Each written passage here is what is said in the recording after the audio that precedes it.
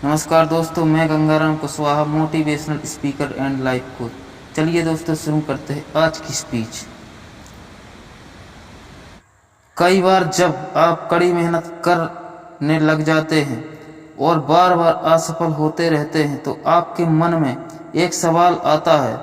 सवाल उठता है कि ईश्वर आपके साथ है या नहीं। आप मेहनत करते हैं, पूरी ताकत लगाते हैं, अच्छे कर्म करते हैं और फिर भी आपको फल नहीं मिलता।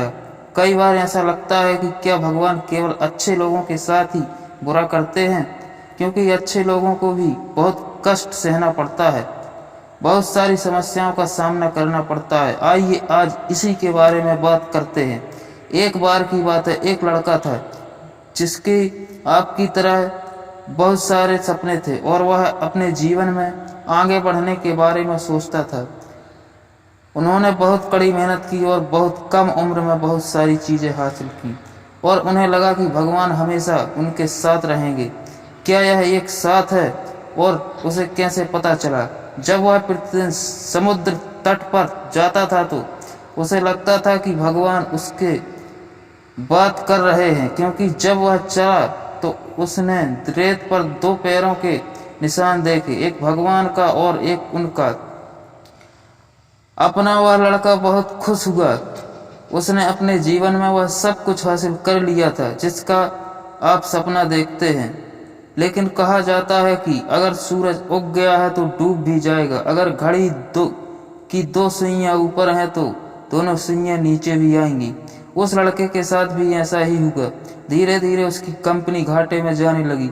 जहां उसे करोड़ों का मुनाफा हो रहा था, वहीं उसे करोड़ों का घाटा होने लगा। उनका साथ देने वाले लोग उनका साथ छोड़ने लगे। उसे बहुत दुख हो रहा था और सबसे बड़ा दुख इस बात का था कि जब वह समुद्र के किनारे टहलने गया तो उसे वह पद चिन्ह दिखाई नहीं दिया। इसका मतलब था कि भगवान उसके साथ नहीं थे।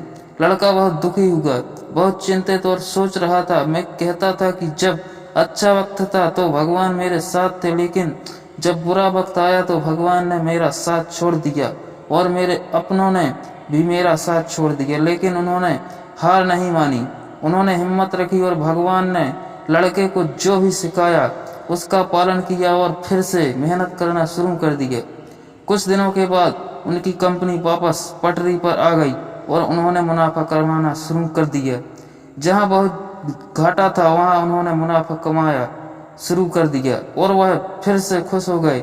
लेकिन उन्होंने एक चीज कभी नहीं छोड़ी, वह था खुद पर विश्वास। और जब कुछ दिनों के बाद वह समुद्र के पास गया तो सब कुछ ठीक था। कुछ दिनों के बाद जब वह समुद्र के किनारे टहलने जा रहा था तो उसने देखा कि किनारे पर कुछ और पैरों के निशान बन रहे हैं। लड़के ने मुंह घुमाया और आगे बढ़ गया। उधर से आवाज आई कि क्या हुआ, मुझसे बात नहीं करोगे? लड़के ने चिल्लाकर जवाब दिया कि जब मैं बुरे वक्त से गुजर रहा था तो तुम मेरे साथ नहीं थे। तुमने मुझे छोड़ दिया था और पूरी दुनिया ने मेरा भी साथ छोड़ दिया था।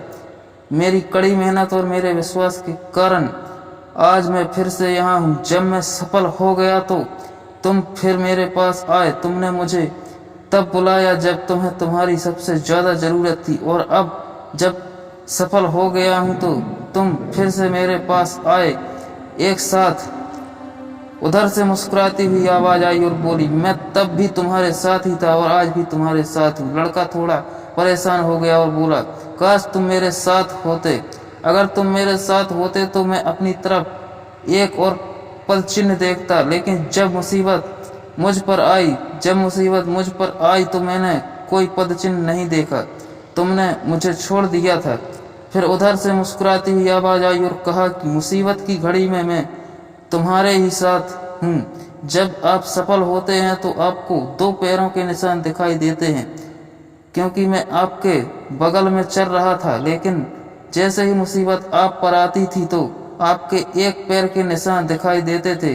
पैरों के निशान इसलिए दिखने लगे क्योंकि मैंने तुम्हें अपनी गोद में ले लिया था, और इसलिए जो पैरों के निशान तुम देख रहे थे वो तुम्हारे नहीं मेरे थे।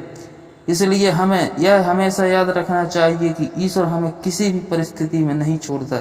चाहे हम उस पर विश्वास करें या ना करें, चाहे हम उसकी पूजा करें या ना करें, वह हमेशा हमारे साथ रहता है। इसलिए हमेशा याद रखें कि हाथों की रेखाओं से पहले उंगलियां हैं जो हमें सिखाती हैं कि हमें भाग्य से पहले अपने कर्मों का भरोसा करना चाहिए। मुझे उम्मीद है कि आपको मेरी बात समझ आ गई होगी और आप इसे अपने दोस्तों के साथ शेयर जरूर करें ताकि उन्हें भी यह बात पता चले और वे भी अपने जीवन में आगे बढ़ सकें। स्पीच अच्छी लगी हो तो शेयर जरूर करें, चैनल पर नए हो तो सब्सक्राइब जरूर कर लें। चलिए दोस्तों, मिलते हैं अगले वीडियो में। जब तक के लिए जय हिंद, वंदे मातरम।